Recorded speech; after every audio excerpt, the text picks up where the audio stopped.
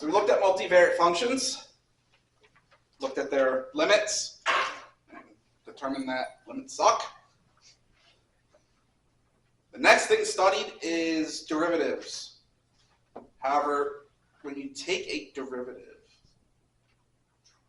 it's with respect to a single variable, right?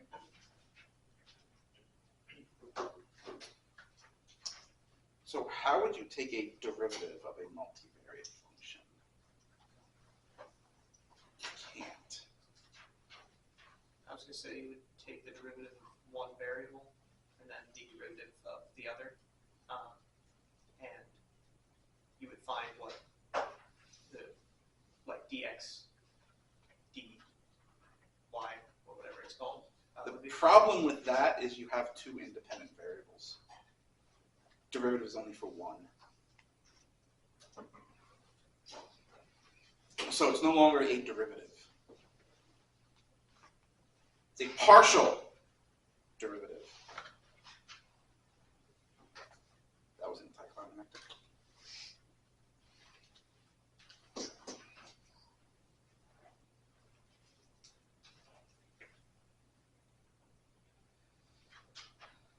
F of xy is a function of x and y.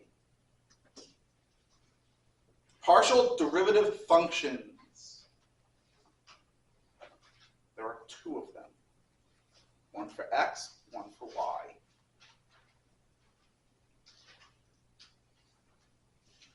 With respect to x, it's the limit. As delta x approaches 0, f of x plus delta x comma y minus f of x comma y all over delta x.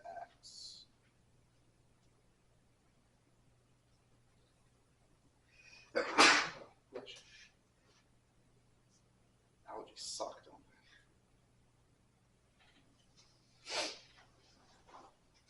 they? This symbol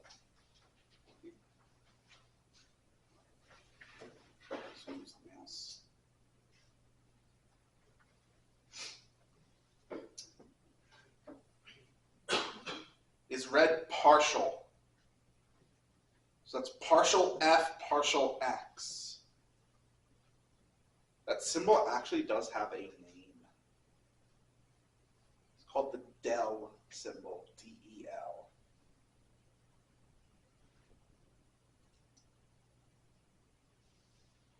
So if you're coding in LaTeX, it's /del for that symbol.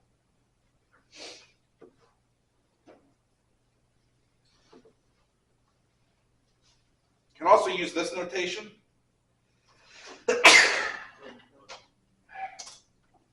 See what you started. See what you started. You're lucky I have nose allergies.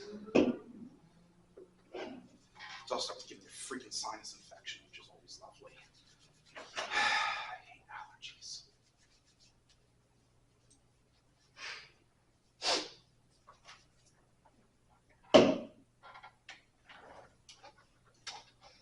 So again, that's just the partial of f with respect to x.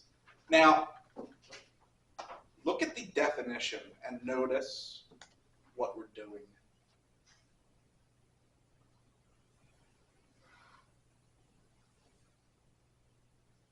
Remember what the definition of a single variate derivative was? It was the limit as delta x approaches 0 of f of x plus delta x minus f of x all over delta x.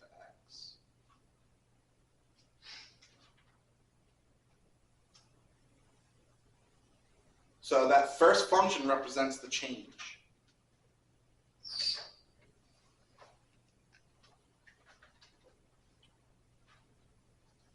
What's changing?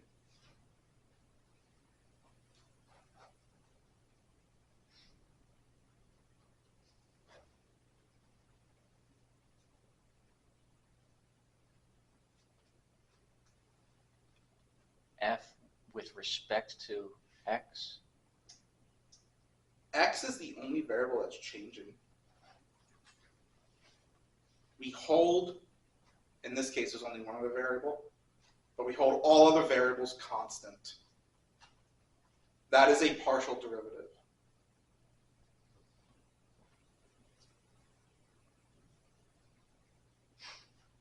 which means the partial with respect to y is you let y change and hold everything else constant.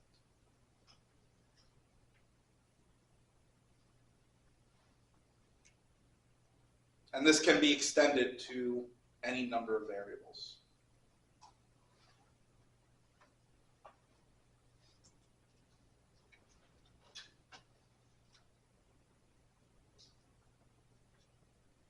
I forgot to change that title.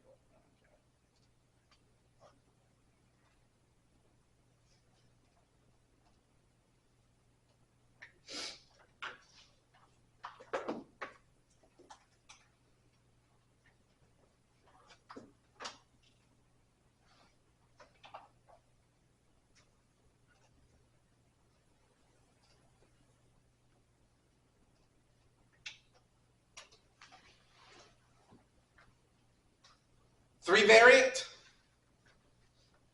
Right, now we just have three independent variables. So now we're going to have three partial derivatives.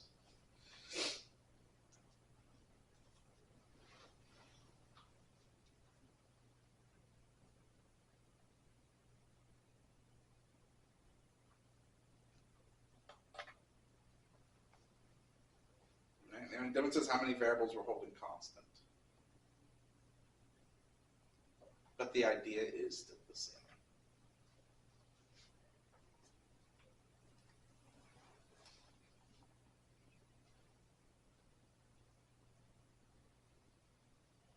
This means, by the way, all of the rules from Calc 1 are still valid.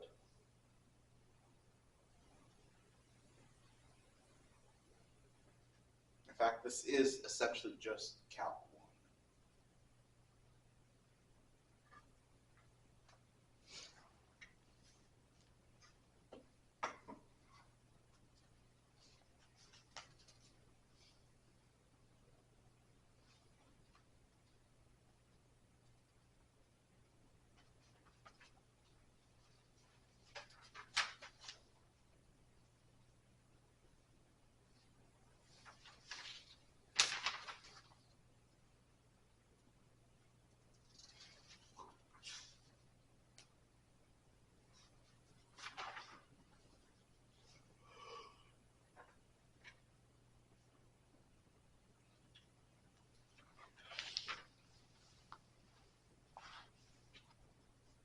No, that's not what I want to happen. There we go.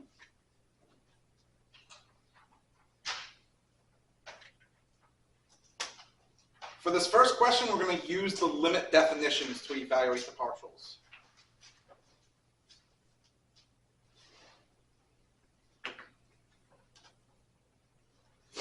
Right, this should give us a good idea of what we're doing, and then I'll never use them again.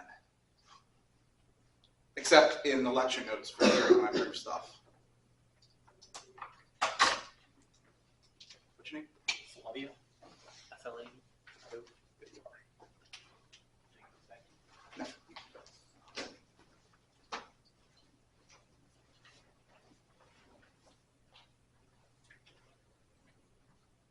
Just don't forget to check in if you haven't already. Start with z sub x. So I will use the two notations interchangeably.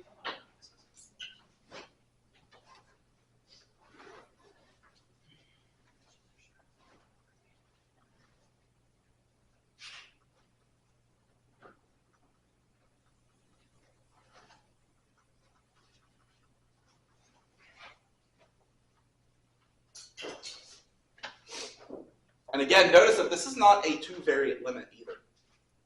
This is a single-variate limit.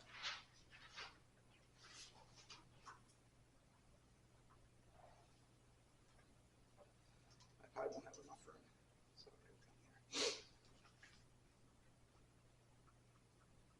everywhere there is an x, replace it with x plus delta x.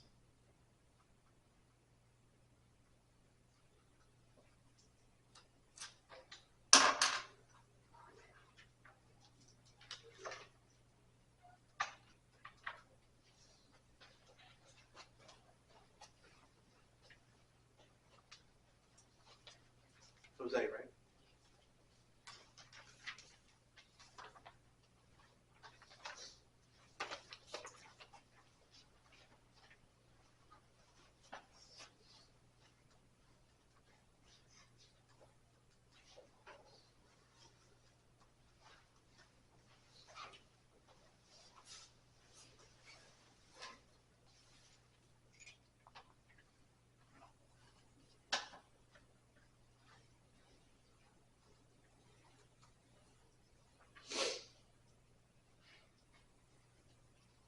Expand out that x plus delta x all squared, and then distribute the 2 through.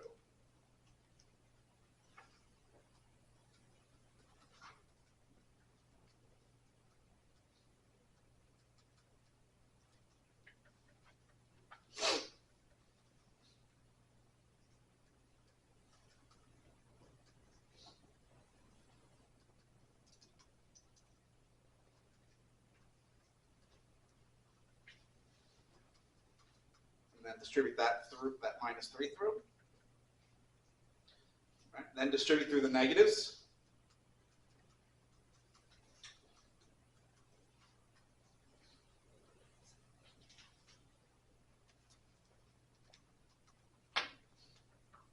All over delta x. Now, comment on notation.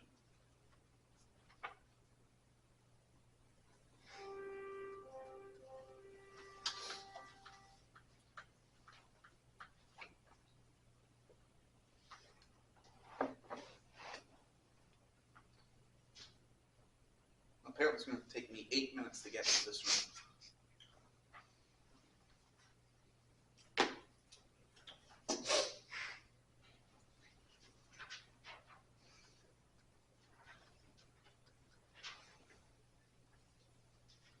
They are not the same.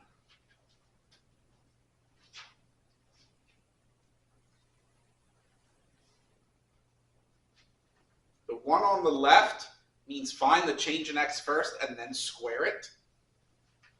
The one on the right is square your x values first and then find the change in that. So they are different. Which, by the way, that is also completely different.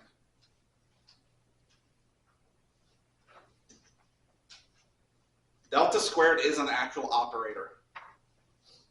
I believe in physics. Actually, I think we'll study it too.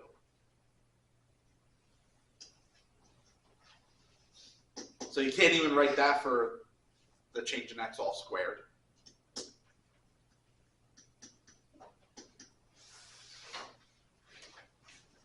So that's not the same either. So be careful with the notation. Also, avoid ambiguity. Notice I wrote minus 3y times delta x instead of this. Because my question would be, is that delta x times y or is that delta of xy? If I wanted to write it that way, I'd have to put my delta x in parentheses.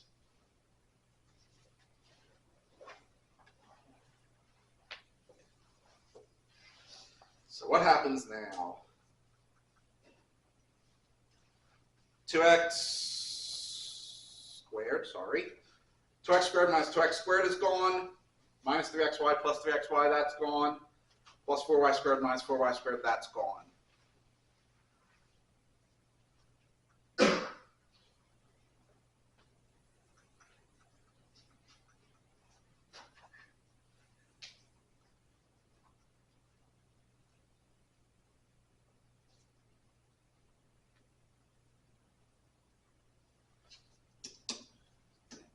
This is Calc 3, so I can skip this step. Factor out a delta x and then simplify.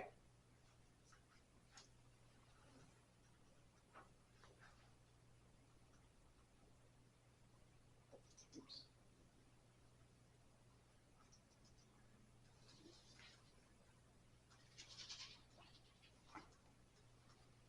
Now take that limit as delta x goes to 0. What is it?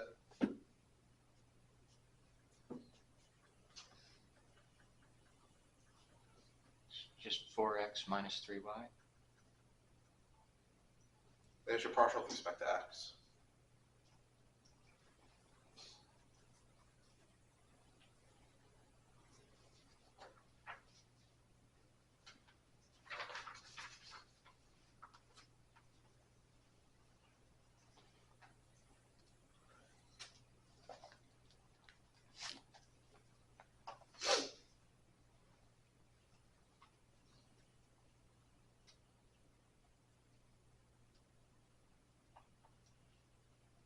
It's going to take that.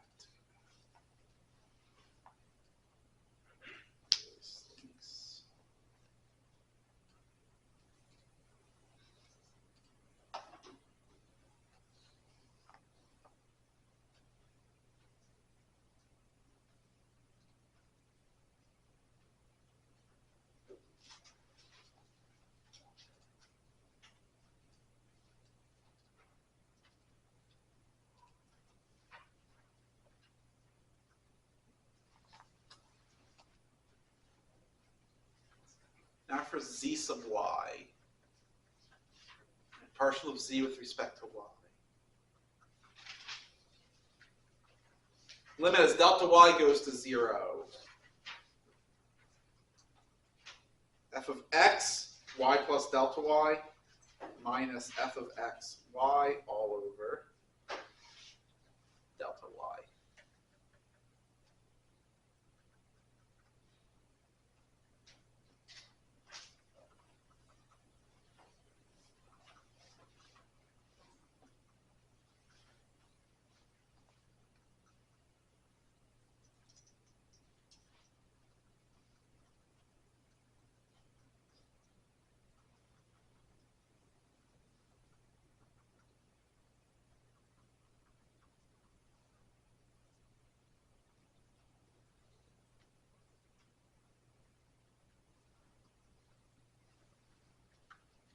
Right? Everywhere you see a y, replace it with y plus delta y.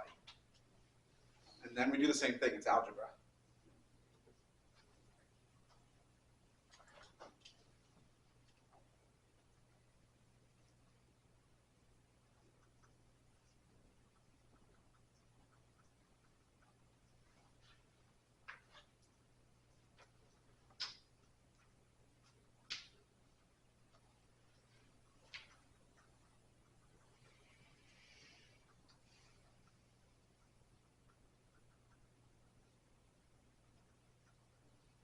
So that's expanding everything out.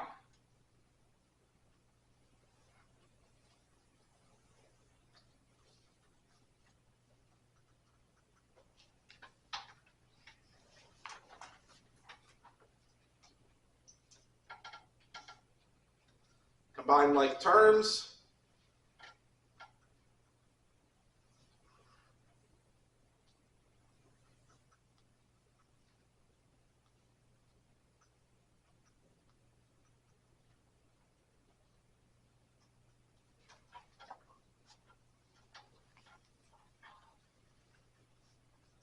Factor out the delta y, cancel.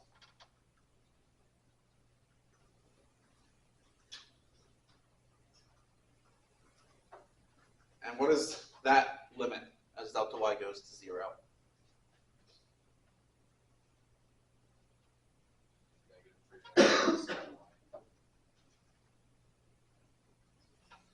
So there's your partial.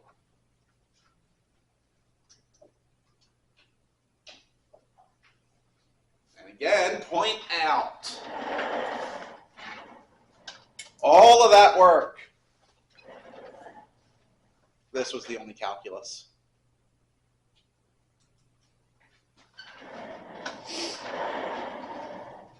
That itty bitty part at the end is the only calculus step. Everything else is algebra.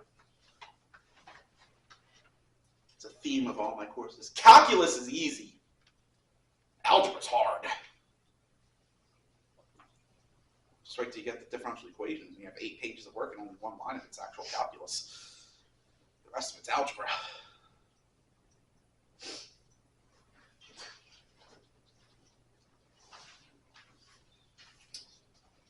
Or wait till you get to an advanced physics and you do 20 pages of work to get an answer of 0.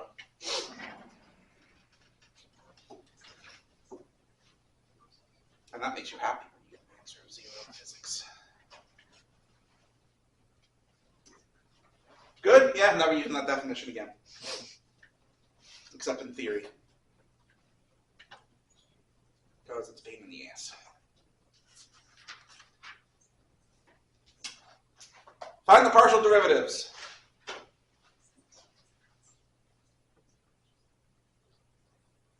So start with z sub x. Right. Partial with respect to x means hold every other variable constant.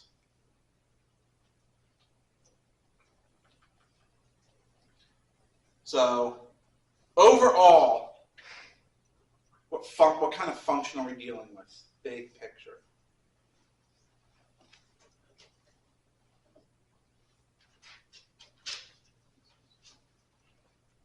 Is it a quadratic function?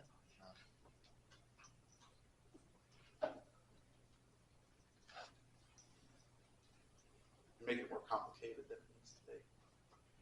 It's a sum of functions, isn't it? So what rule is that? Making you think all the way back to Calc 1. It's a sum of derivatives. Sum rule. Sum of the derivatives. So now let's look at the first term. What kind of function are we dealing with?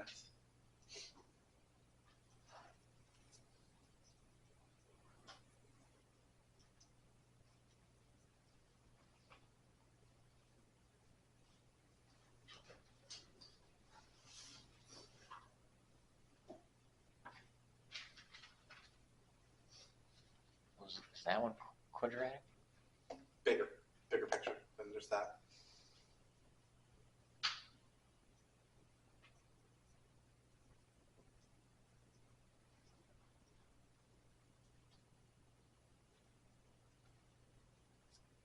Division. The other one's addition. This is This one is not quotient. Second degree? The reason it's not quotient isn't y constant. Isn't that a function of x times a constant? Isn't that constant multiple? So it's the constant multiple rule, which says what? It's the constant times the derivative of the function. So now when you go to take the derivative of the function, x squared, what kind of function is that? That's a quadratic function. Which is another name for it. So it's the more general name. Second degree? More general. It's a power function. What rule? power rule. What does the power rule say? Multiply by the exponent, subtract the exponent by 1. So derivative of x squared would be what with respect to x? Then constant multiple rule says multiply that by 1 over y.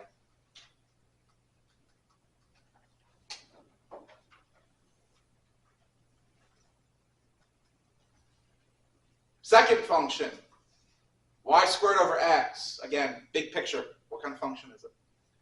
Inverse. Big picture. Bigger than that.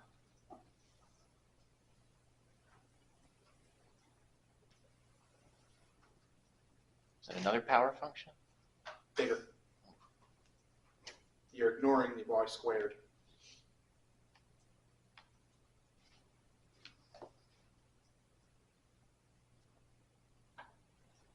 It's another constant, It's right? constant multiple. So it'd be y squared times the derivative of the function. And the function is power. Be careful when you say inverse, because inverse function is something different than reciprocal. You could say reciprocal function, that's fine.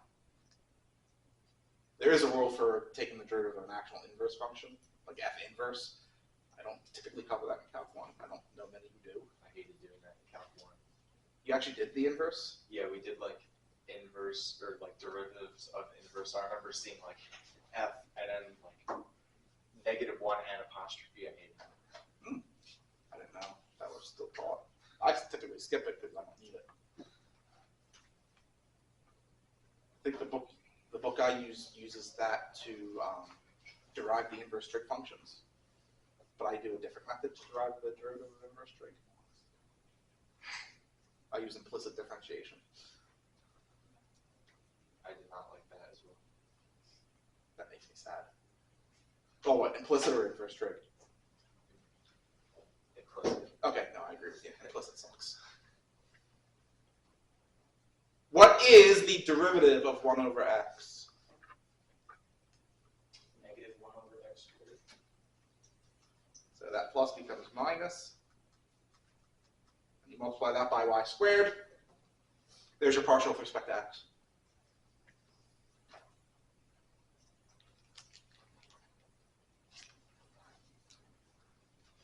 Now, what's the partial with respect to y?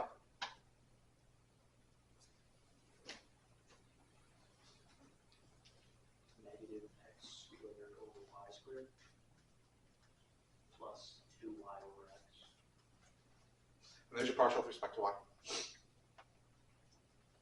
Again, it is literally calc 1.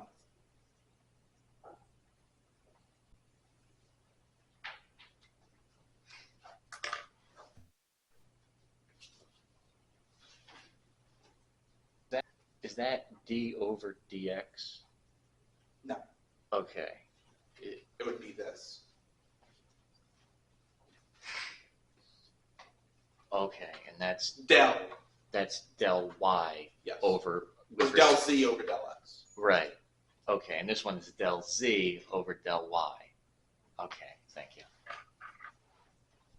And so again, I use the notation interchangeably depending on what I need it for. Physics uses this notation a lot. The subscript Oh, notation. I see. Except quantum for some reason. Quantum loves the del notation. Look up Schrodinger's equation. Okay. Probably my second favorite equation. I'll probably have to look up a bunch of other stuff. Schrodinger's uncertainty equation. It's a second order partial differential equation.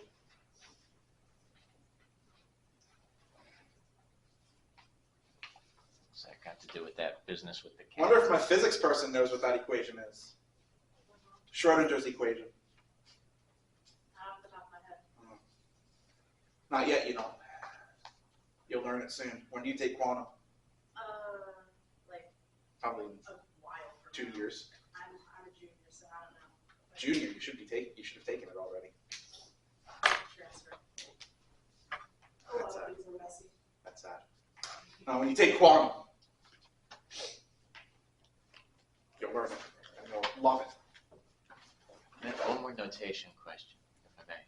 So, so that z subscript x, this is known as, that's the derivative, That's the partial that's derivative the partial derivative, no, of z of z with respect, with respect to to x. x. All right, no tick marks, like, okay, cool, thank you. Tick marks are primes, and those are for full derivatives, which Okay. can only be done in single variant. Okay, I see, thank you. Right? Because if I do this, Right, which one? okay, Because you have two variables. right. So you've lost the prime notation. Okay, so it's known that if there's a sub. This would be the equivalent of the prime notation, the subscript notation. Gotcha. Right? Whereas then the partials, the dels, Mhm. would be the Leibniz notation.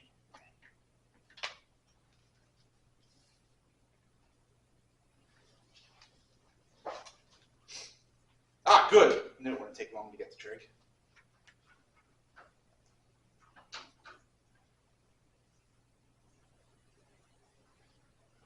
Partial with respect to x.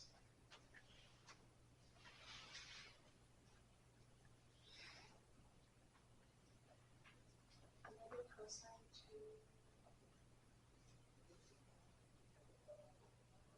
What did you say? I'm saying negative cosine of, would it be, it would mean that would it be times 2, times 2, would it be negative 2? Well, I'm asking you. It'd be fair to ask me. You're right. Negative 2 cosine.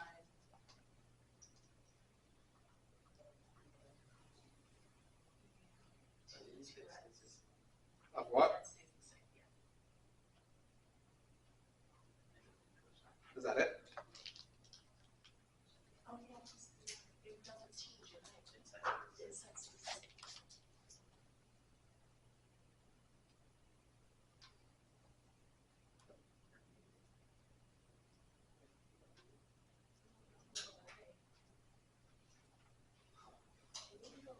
Positive. It's positive.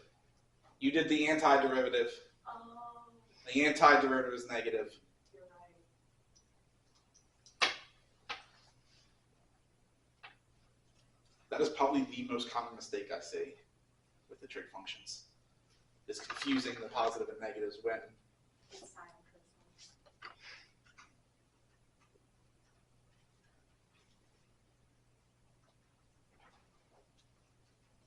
what is zy? 3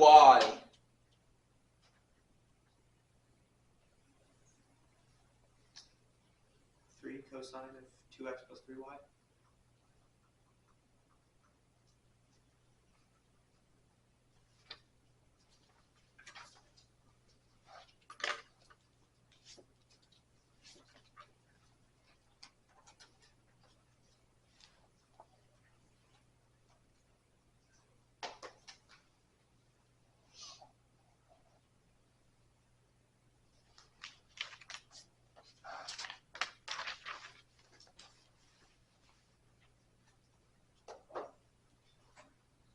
What is the partial with respect to x?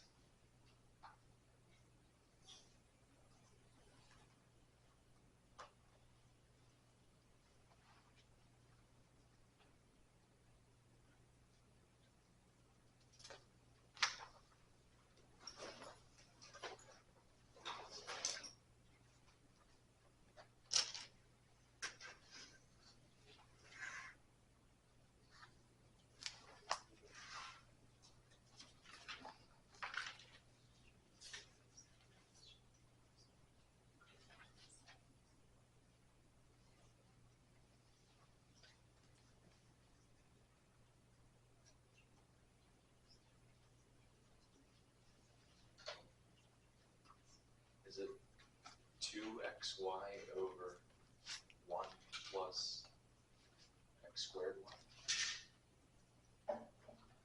That? Oh, that's the first term, plus 1 over 1 plus xy squared.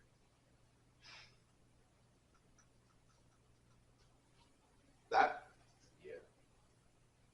The second term's numerator should be y squared. Oh, yeah. That?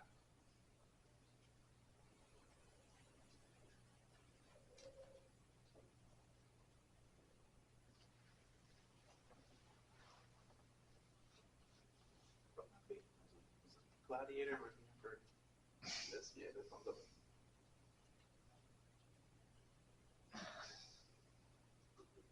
Now we have to kill the math problem.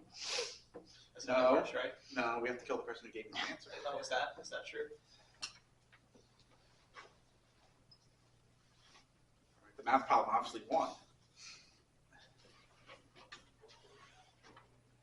This is close. Is the derivative inverse tangent of x 1 over 1 plus x squared? Or did I just make myself sound dumber? Is it 1 over 1 plus x squared? Probably. Yes, it is. It is. Okay. So, So what's wrong with this? should be 2xy over 1 plus, all, like parentheses, x squared y, close parentheses, squared. I don't like that. Expand that out. Okay, 4x to the 4.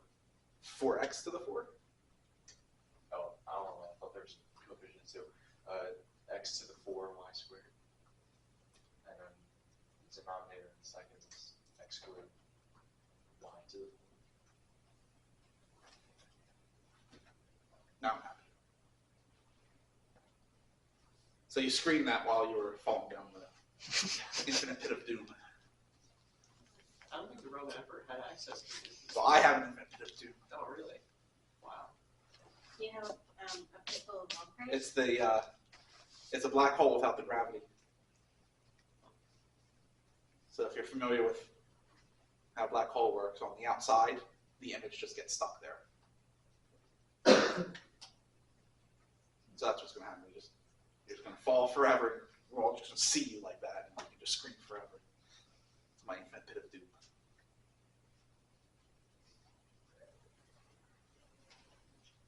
We'll get crowded after a while, though. You have a pit full of long press? But it's an infinite pit though, right? So it should be fine. Well, what's infinite? Pit. Right, but what dimension of the pit? Depth? Width? I guess it wouldn't be width. Radius? Well, the radius wouldn't be Matter infinite. If any of the Well, spatial variables are infinite, you can fit as much as you want in there. True, but if I only look at if the radius isn't infinite and the images get stuck, there's only so much surface area. That's true. I have to either widen the pit or somehow incorporate a black hole I turn on and off as my garbage disposal, so to speak. The problem is I would still leave the images lasting. That's the problem.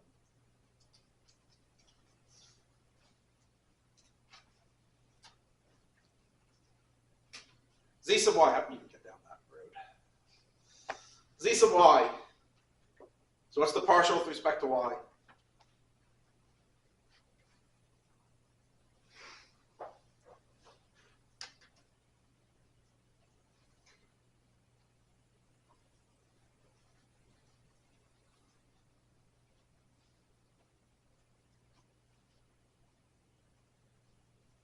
X squared over 1 plus x to the 4th times y to the 2nd. And then the plus 2yx over 1 plus x squared times y to the 4th.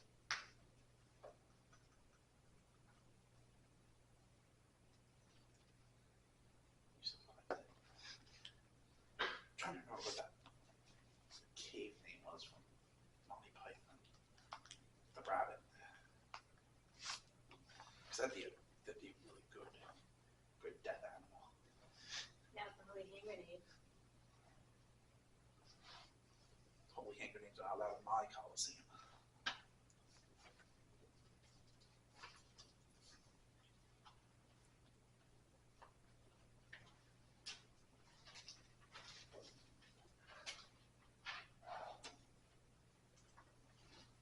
Partial with respect to x.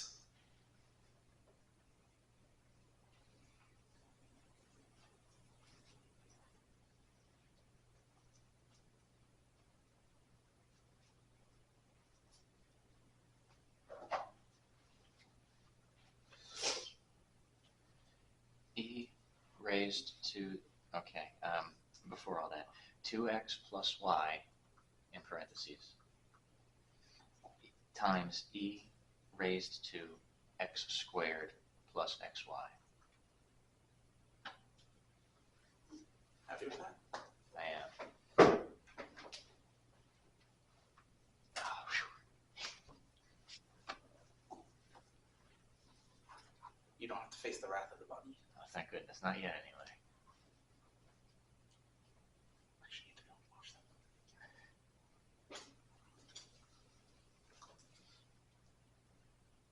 With respect to y,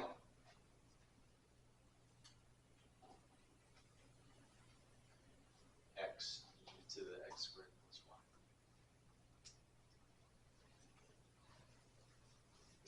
that Yeah. Plus x.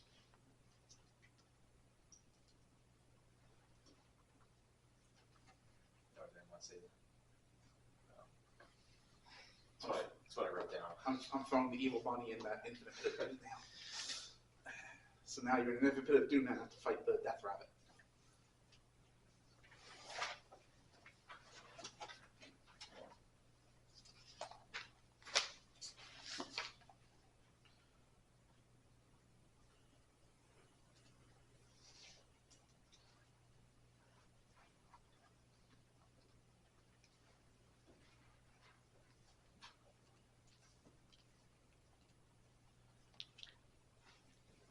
So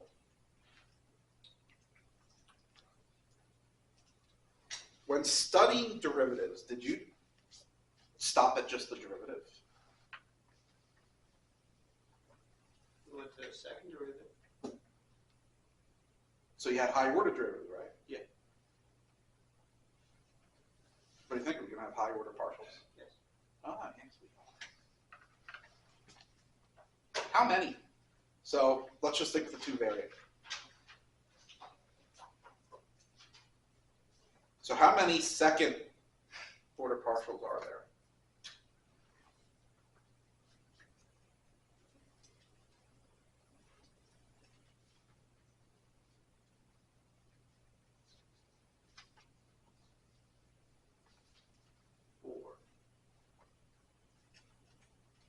What are they? You can have del squared x, or del squared in relation to del x squared. Then you can have the same thing for y, but then you can take the partial derivative of x and then the partial derivative of y, or the other order. So you're confident there's four. Say that again, I missed that. So you're confident there's four. Yeah. It's actually three. You're not wrong. But Clara said that the order in which you take the partial doesn't matter. So xy and then yx are actually the same. So there's actually only three unique. But yes, you could do partial of x with respect to x or with respect to y, and then same thing with y. Now again, notation.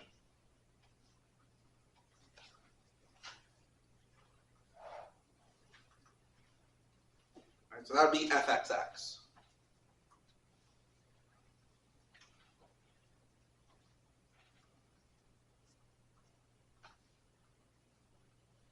All right, that's fyy. Nothing really funky there.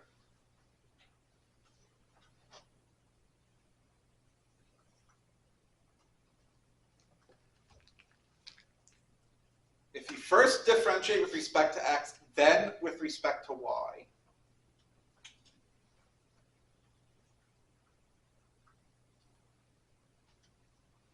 how would you write the denominator? Denominator.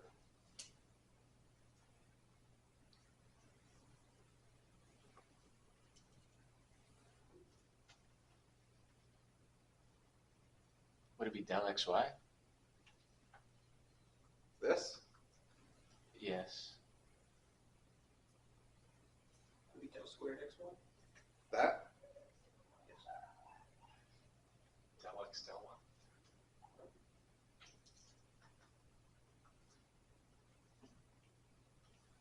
You would think. That's actually not correct.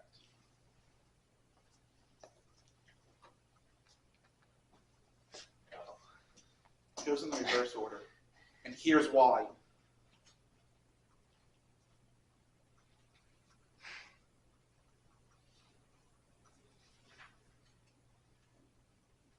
Because you're doing the partial with respect to y of the partial with respect to x. So what's on the right is actually what's being done first. Wait, didn't you say it didn't? They were both the same. The order doesn't matter, but if you're going to represent the order on how you do it, that's what it is. Right? So fxy says x first, then y would have to be written this way.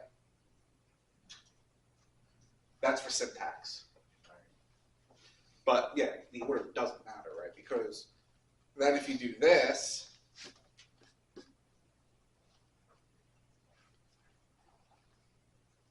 y first and then x, Clara actually says this is a theorem that has been proven that they're the same. And those are called mixed partials. Right? Mixed because you're mixing the independent variables. And it's not just for second order. You can then do third order. And Clara then even there says if it's a mixed order, a mixed partial, the order in which you do it does not matter. It is the same. You may want to use that to your advantage for certain problems.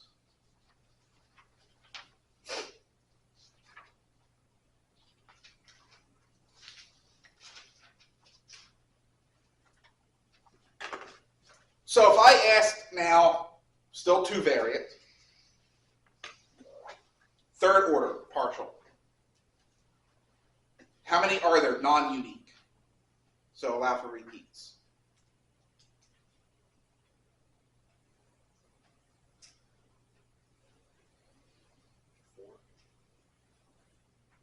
There's 4 second orders. What about third orders? There's 8 of them.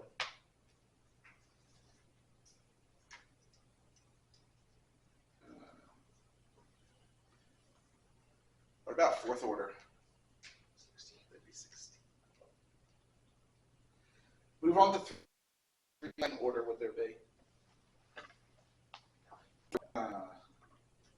Which means if it's 10 variant, how many second orders are there? 100. Non-unique. Ouch. That kind of sucks. Good thing we're not going to be doing those, right?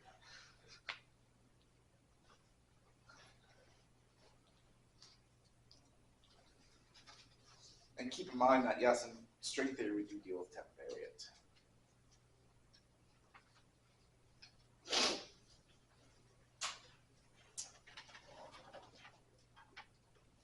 So, and it's not a 10 variant regular function, it's a 10 variant vector function. We call those tensors.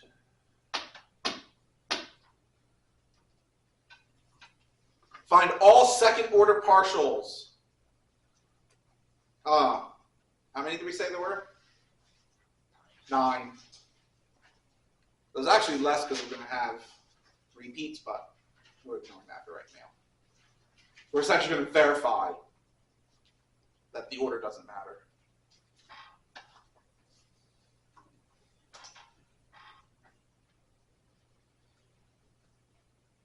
Well, we have to first find the first orders. So there's actually 12 we're going to have to find, right?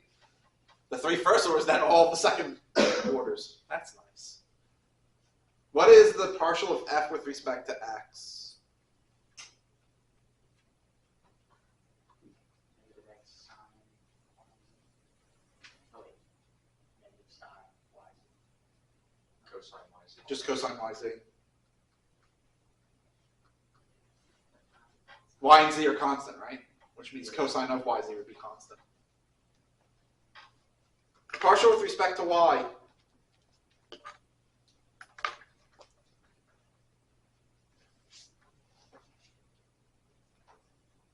Minus xz sine yz. With respect to z. I think we need more room.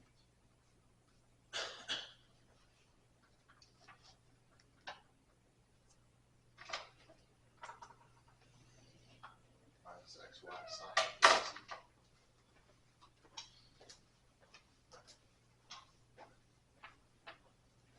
Now, let's try and be systematic about this.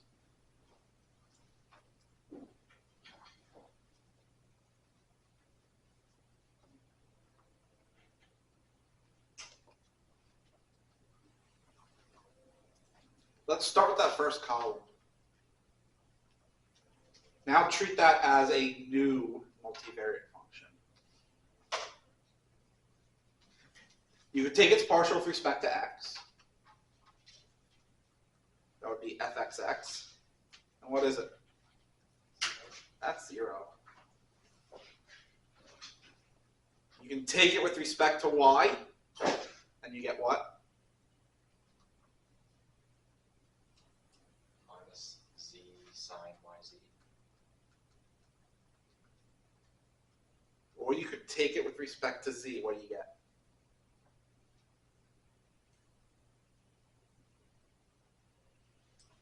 Minus y sine yz.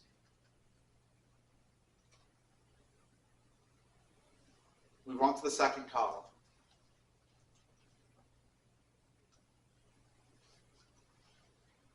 You could do it with respect to x.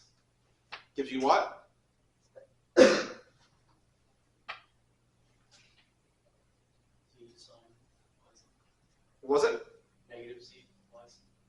Negative z sine yz. Does that match fxy?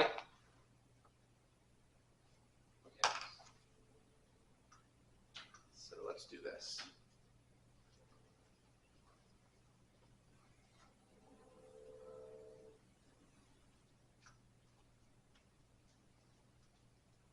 Right, you could do it with respect to y. What do you get?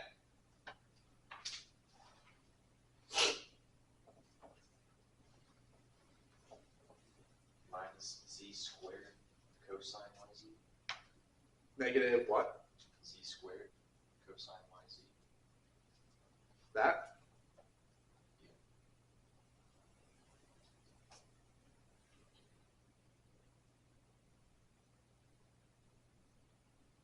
Is that wrong? Negative x z squared cosine y.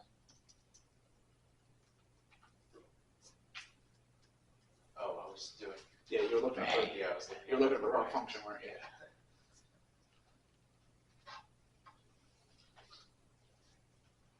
Or you could do it with respect to z. And what do you get?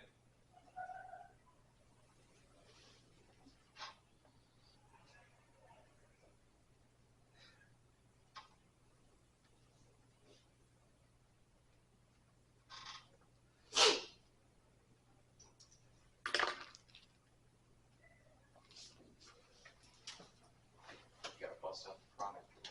This is now a product rule. You have a product of functions of z. So, tell me, what does the product rule say?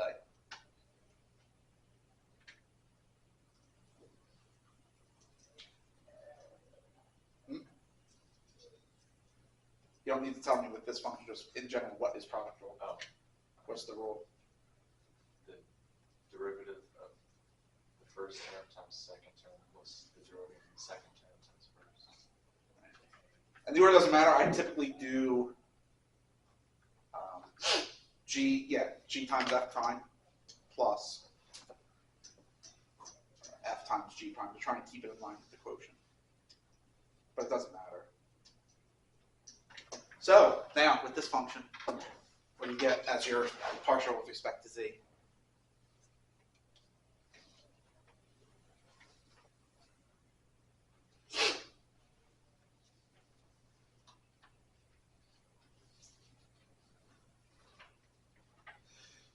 I got minus x sine yz minus xyz cosine yz.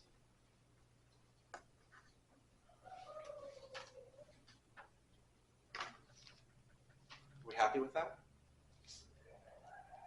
I hope you're happy with it. You gave it to me.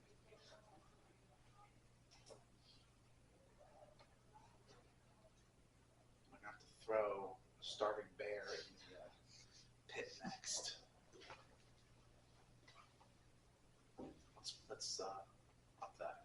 A starving mom bear with their cubs. I assume I'm wrong, is what you're saying.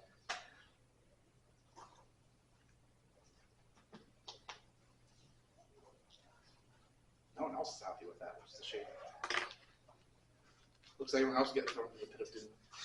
That's correct. Factor out an x, just to No, you could. simplify. You could. It doesn't really serve a purpose here, though, does it? Makes it more simplified. I would disagree. Yeah, as simple as that. As long as you factor out an x.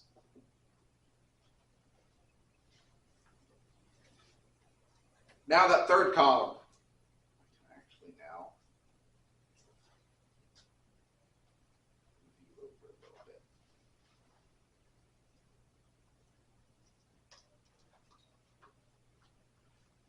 Can differentiate with respect to x, and you get what?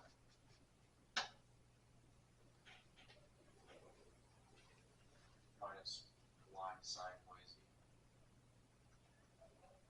Is that the same as zx? Same as xz. That's what I meant. Xz, yes. I hope it's the same as zx. Is that the same as xz?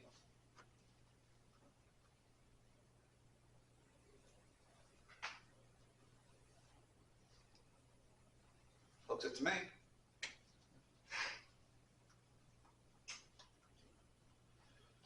Differentiate with respect to y.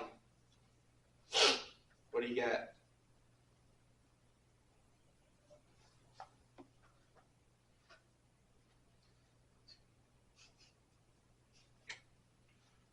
Bummer. What is it? It's another product. At least it's not quotient. So what are you going to get without cheating? Without cheating. Not looking at what we already got, because we know what it should be. Oh, it's That's what I mean by not cheating.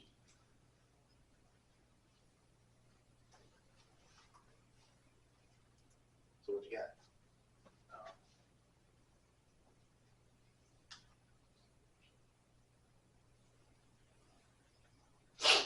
Negative x sine yz minus xyz cosine yz. Did you look? Yeah. Yeah, you cheated. At least he's honest about it. You're joining him in the infinite pit of doom now.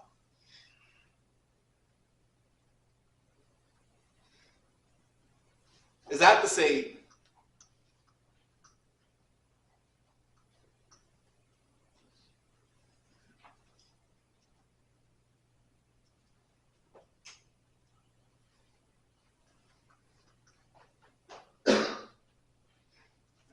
It is. And differentiate with respect to z. What do you get?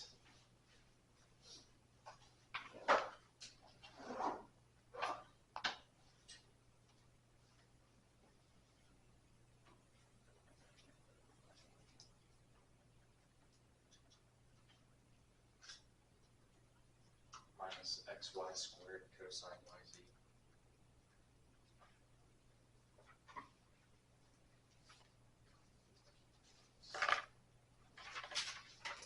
And those are the 9 second order partials. But how many are unique?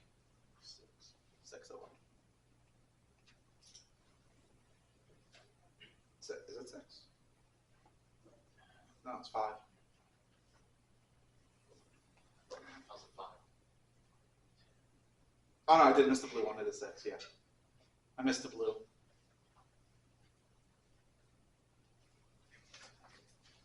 course, I'm the emperor, so whatever I say is true.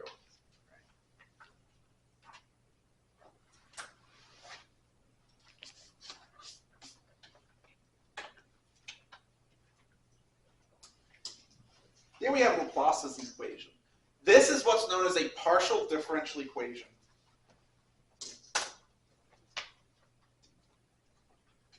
And so you had differential equations. Briefly, you should have briefly touched on the top one. And by that I mean just real simple differential equations. So this is a partial differential equation. Again, it's just a real simple one. We won't really study those in depth here. There are separate classes for that.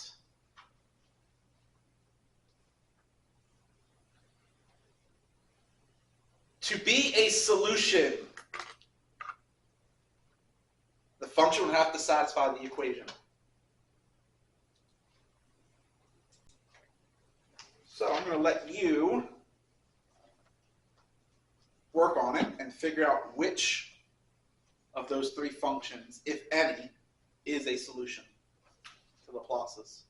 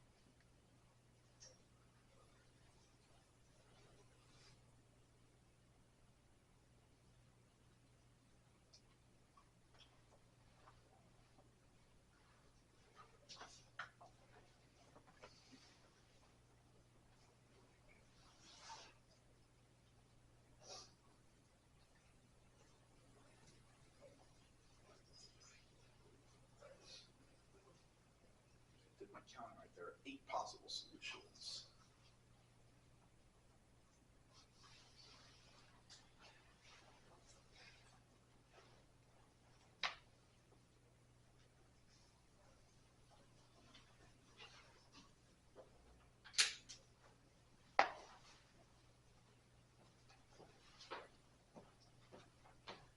Yeah, there's 8 possible solutions.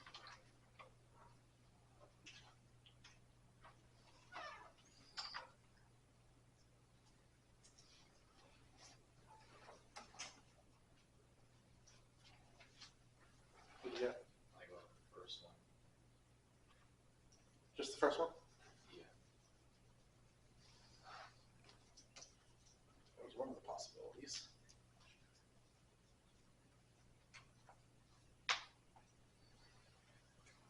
The third one, So you're saying 1 and 3? no, I'm just saying 3 and 3.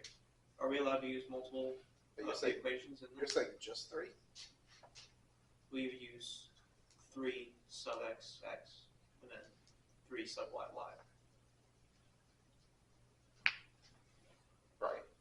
I think I'm a little confused. Are you allowed to use multiple of these equations? No, I'm asking like the which of combination? these 3 is a solution to that equation?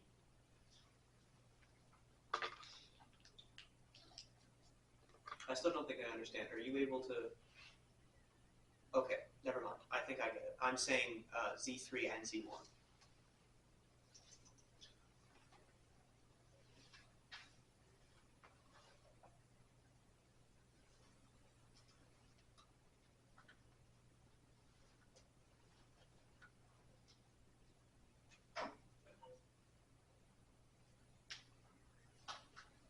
Then we want to put something different up there or agree with one that's up there.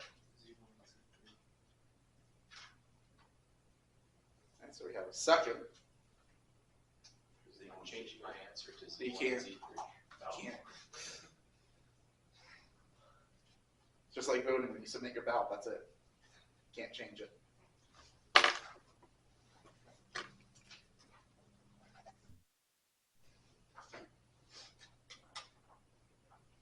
Oh, it looks like 2 is not 1.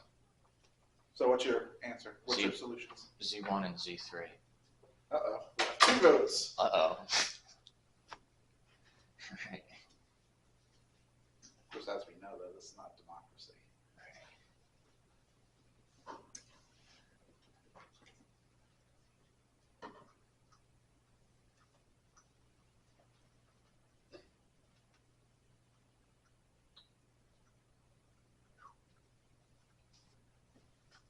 Z1 and Z3 are both solutions.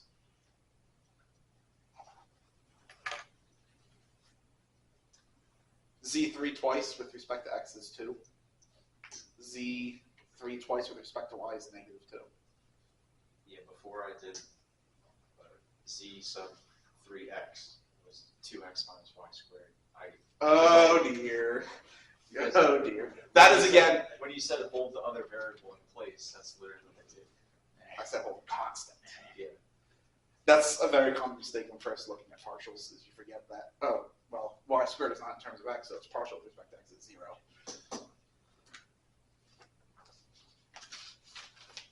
That's partials.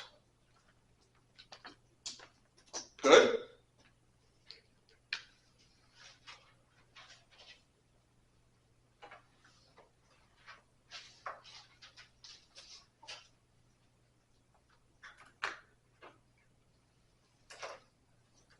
So here's what I'd recommend you do. Because we still have, what, 25 minutes or so? Work on project 2. You don't have to, right? But you have the class time, so you might as well do it. So do not forget,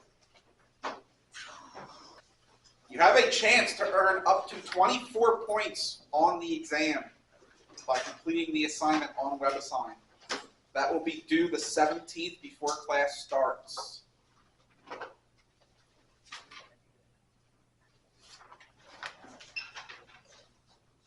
right. Time is yours.